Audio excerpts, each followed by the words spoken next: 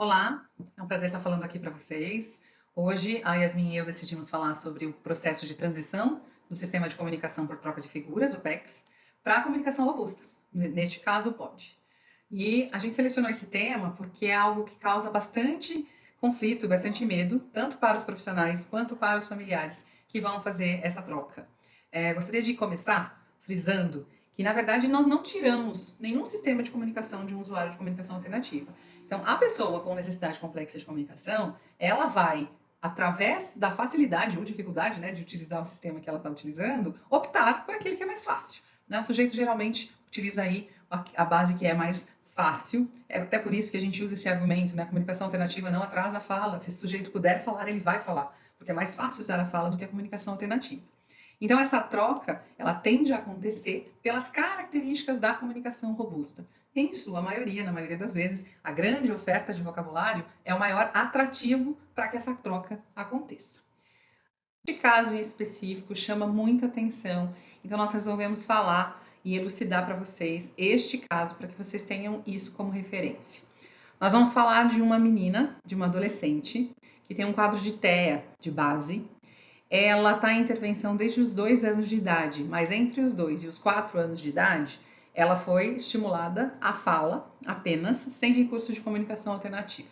Aos 4 anos de idade, foi inserida a comunicação alternativa através do sistema de troca de figuras. E durante 2 anos, os 2 primeiros anos, dos 4 aos 6 anos de idade, ela conseguiu avançar entre a fase 1, a fase 2, a fase 3 e a fase 4 do PECS e chegou a fazer troca de sentença com a frase eu quero mais o substantivo daquilo que era pedido para ela. Porém, durante os próximos 5 anos, ou seja, dos 6 até os 11 anos de idade, ela não conseguiu atingir o marcador de 80% para passar para a próxima fase e também não chegou a usar os atributos. Então, durante esse processo que a família relata, né, que foi bastante frustrante do uso de comunicação alternativa, porque durante 5 anos eles ficaram estagnados. Ela iniciou fala. Gostaria de chamar a atenção aqui para vocês que nós dizemos isso sobre qualquer comunicação alternativa, até mesmo sobre recursos avulsos de comunicação alternativa. Não existe atraso ou impedimento de fala para o uso de nenhuma estrutura de linguagem, de nenhuma estrutura de comunicação alternativa. De novo, o sujeito sempre usa aquilo que é mais fácil para ele utilizar. E aí, essas palavras que ela utilizava, e até a frase eu quero chocolate, eu quero bolinha de sabão, essa estrutura ela estava sendo sim utilizada, mas apenas para uma função comunicativa, que era fazer pedido, principalmente de objetos.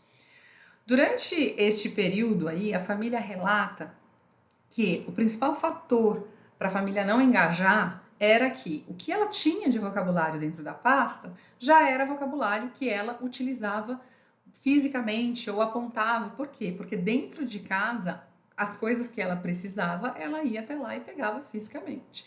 Então, a função de pedir dentro do ambiente de casa não era muito reforçada, não era muito utilizado.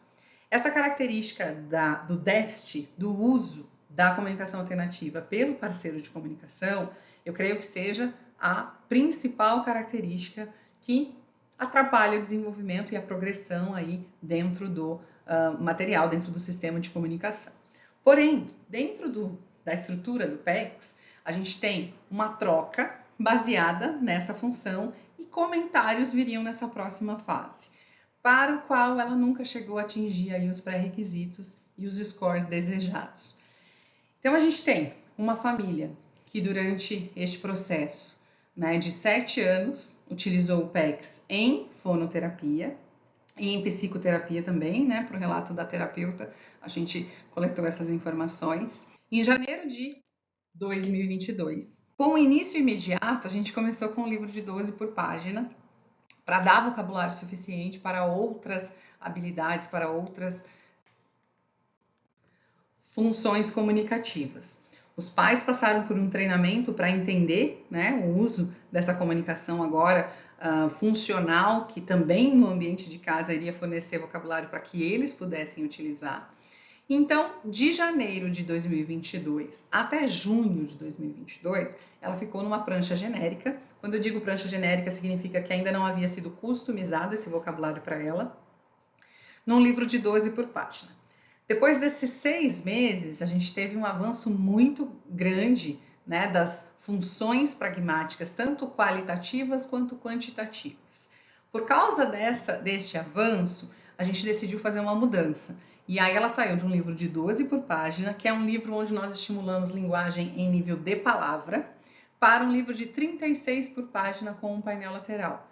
É um livro que eu estimulo composição de frases simples, por palavra-chave ainda. Então eu tenho lá pronome, verbo e substantivo nessa frase, nessa composição. Mas este modelo, né, a modelagem de frases mais consistente para qualquer função comunicativa, trouxe para essa adolescente um repertório maior, um aumento das funções comunicativas, um aumento da intenção comunicativa. E como eu mencionei, ela tende a replicar na fala aquilo que ela estava produzindo na comunicação alternativa. Com a expansão das funções, ela também levou isso para a fala. Nessa fase da reavaliação, o maior desafio foi conseguir, né, colocar nos próximos ambientes. Então, a casa já tinha iniciado essa estimulação, os ambientes terapêuticos também, mas a gente ainda precisava que ela conseguisse expandir isso para o uso funcional na escola e com outros círculos de amizade. A primeira estratégia para isso foi grupo terapêutico. E dentro desse grupo terapêutico existem outros usuários de comunicação alternativa robusta. Passando para cá, eu acho que essa é a parte mais importante dessa apresentação. Eu tenho aqui o que a gente chama de perfil pragmático, que é o que qualifica e quantifica as funções. Tem 3 datas, né, 3 momentos neste gráfico.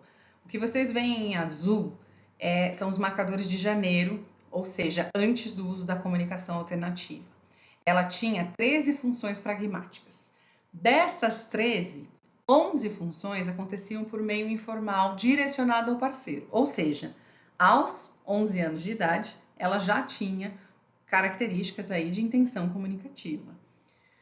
Dessas 13 funções, uma era feita por meio de gesto, que era a despedida, o tchau. Essa despedida agora ela é gestual e ela é verbal, mas ela continua com gestual porque é bastante efetivo. E aí, esse é um outro conceito importante nessa dinâmica, né, nessa troca do PEX para o POD. O POD aceita multimodalidade.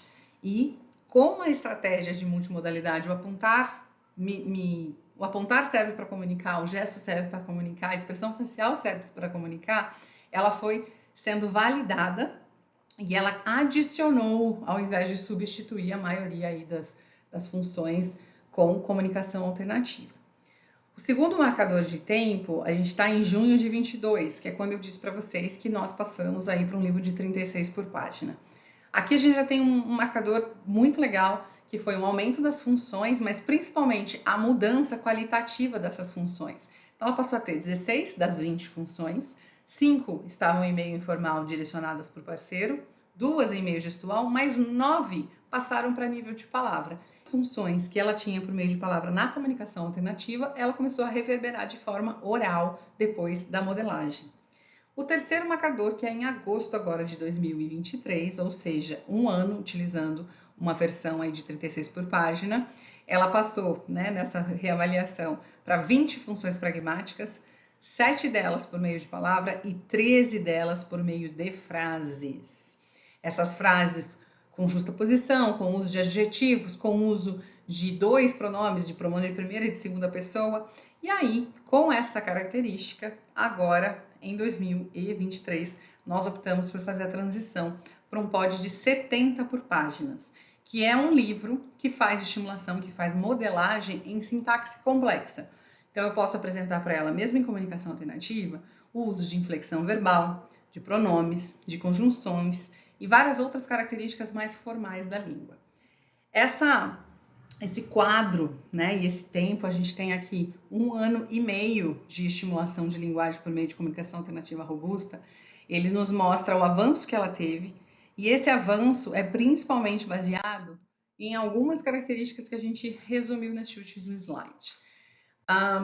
A forma como a comunicação foi apresentada para ela, ou seja, as pessoas, os parceiros de comunicação tinham mais a modelar, ou seja, ela tinha mais input, ela tinha mais entrada, ela tinha mais estímulos de uso de comunicação alternativa.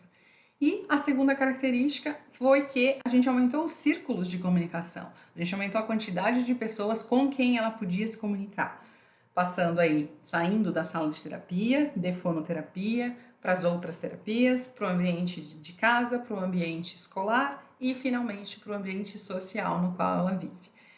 Eu acredito que as características que a Yasmin vai descrever para vocês vai corroborar com um outro fato, né?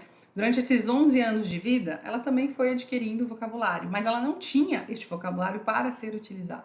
E a comunicação alternativa traz isso para o sujeito. Ela fornece uma estrutura visual de algo que talvez já tenha sido internalizado, mas que eles não têm como externalizar. Certo? Obrigada pela participação de vocês. Até mais.